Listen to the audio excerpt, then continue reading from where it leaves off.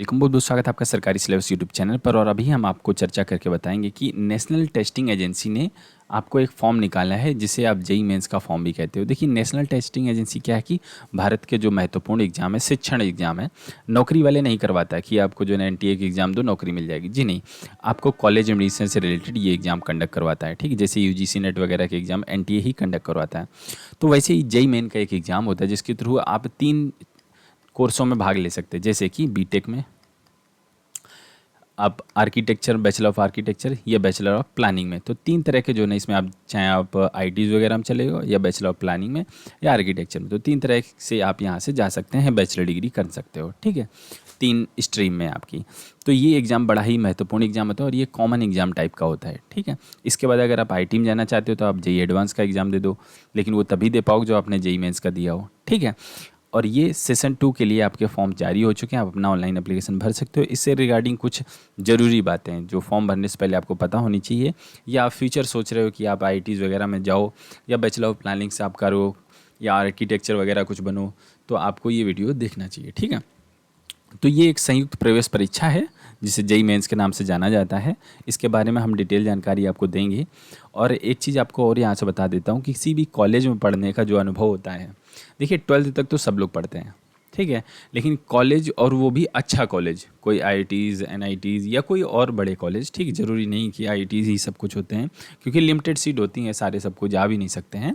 तो एक अगर आपको अच्छा कॉलेज में पढ़ने का अनुभव मिल रहा है, अवसर मिल रहा है, तो आप ज़रूर पढ़ें उसे। ठीक है, तो देखिए इसमें कुछ आपकी ज़रूरी चीज़ें आपको मैं यहाँ से बता देता हूँ कि आपका जो जेई मेन का एग्ज़ाम है ये सीबीटी होगा, मतलब कंप्यूटर आधारित होगा। ठीक है, और इसमें क्या क्या आएगा वो भी आप यहाँ से देख सकते हैं। तो सबसे पहले हम बीटेक वालों के बारे में इस वीडियो में हम सिर्फ बी और बीटेक वालों के लिए चर्चा करेंगे। अगर आप बैचलर ऑफ प्लानिंग के लिए जानना चाहते हो या बैचलर ऑफ आर्किटेक्चर के लिए जानना चाहते हो तो हमें कमेंट करिएगा, दोनों के लिए सेपरेट वीडियो बनाएंगे। ठीक है, क्योंकि बहुत सारे बच्चे इसी के लिए इंटरेस्टेड होते हैं, तो इसी के लिए हम अभी बना रहे हैं। अगर आप जानना चाहते हैं तो ज़रूर कमेंट करिएगा। ठीक है, तो इसमें क्या आता है कि आपकी 3 चीज़ें आती है पीसीएम, जिसे मैथ्स हो गई, फिजिक्स हो गई, केमिस्ट्री हो गई। आप यहाँ से देख सकते हैं तीनों चीज़ें 100-100 नंबर की होती है। 300 नंबर का आपका पूर्णांक होता है। ठीक है, टोटल आपके क्वेश्चन होते हैं 90।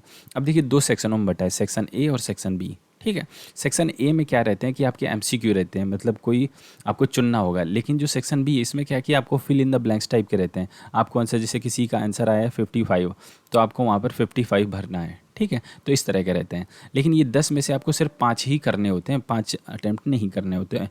ठीक है, तो आपको चॉइस दे दी गई।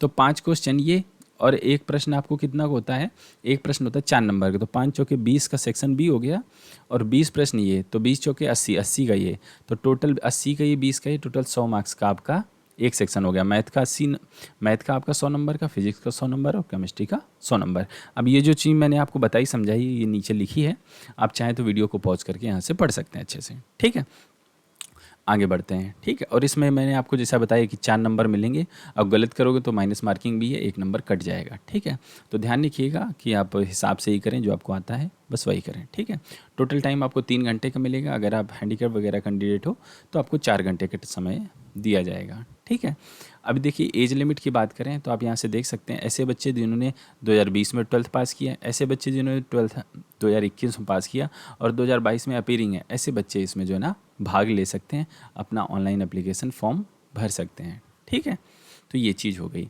अब लिस्ट ऑफ क्वालिफाइंग्स एग्जामिनेशन, तो इसके लिए क्या आपको कक्षा 12 पास होना चाहिए, 12th पास किसी भी बोर्ड से, कहीं से भी, चाहे यूपी बोर्ड से भी, सीआईसीसी, कहीं से भी आपको 12th पास होनी चाहिए, आप इसमें भाग ले सकते हो। या आपने डिप्लोमा वगैरह भी कर रखा है तो डिप्लोमा होल्डर्स भी जो है ना 12th के इक्विवेलेंट माने जाते हैं, तो वो भी इसमें फॉर्म भर सकते हैं। कई बच्चे होते हैं जिन्होंने 12th किया फिर उसके बाद आपने डिप्लोमा में एडमिशन ले लिया, तो बच्चे भी एलिजिबल होते हैं इस एग्ज़ाम के लिए। ठीक है, तो ये गूगल में जाइएगा और जेई मेंस आप इसमें टाइप कीजिएगा। ठीक है, तो ऑफिशियल वेबसाइट की जो गवर्नमेंट की है वो आपको आ जाएगी। तो गवर्नमेंट वेबसाइट की पहचान मैं आपको यहाँ से बता देता हूँ। ये देखिए .nta.nic.in, जिसमें nic.in होता है, .nic.in वो गवर्नमेंट की वेबसाइट होती है। ठीक है, तो ये गवर्नमेंट की वेबसाइट ऊपर आ रही, तो आप यहाँ पर क्लिक कीजिए। आप यहीं से अपना ऑनलाइन एप्लीकेशन सारी चीज़ें कर सकते हैं। देखिए यहाँ पर लिखा भी है session 2 registration of JEE Mains 2022 is live now, तो आप यहीं से अपना फॉर्म भर सकते हो। ठीक है, तो ये सारी चीज़ें आप यहाँ से, ये ऑफिशियल वेबसाइट है। अगर कोई भी आपको इन्फॉर्मेशन चाहिए तो आपको ऑफिशियल वेबसाइट से ही लेनी चाहिए। ठीक है, तो मैंने आपको वेबसाइट के बारे में बता दिया, jemain.nta.nic.in पर जाकर अपना ऑनलाइन एप्लीकेशन भर सकते हो। ठीक है, ये होम पेज है आपका। तो कुछ इस तरह का दिखिएगा। मैंने आपको ये भी दिखा दिया है ताकि आप जो है ना पहचान जाएं कि आप कोई दूसरी वेबसाइट खोल दें, क्योंकि कई सारी वेबसाइट रन हो रही हैं। आप यहाँ से जो है ना कैंडिडेट एक्टिविटी सेशन 2 के लिए रजिस्ट्रेशन आप यहाँ से क्लिक करके अपना ऑनलाइन रजिस्ट्रेशन वगैरह करवा सकते हो। ठीक है, सिंपल सा है। ठीक है, एप्लीकेशन नंबर ये सब चीज़ें पड़ेंगी सेशन 2 के लिए, क्योंकि सेशन 2 के लिए आया रखा है।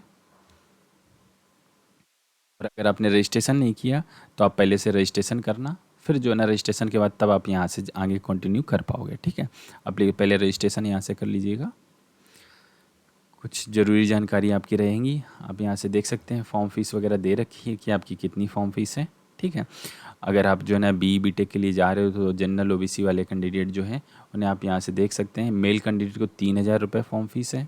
ठीक है, और ये 3,000 रुपये जो है आउटसाइड इंडिया के लिए, जो इंडियन कैंडिडेट है उनके लिए 650 रुपये है, और फीमेल वगैरह के लिए 325 रुपये है।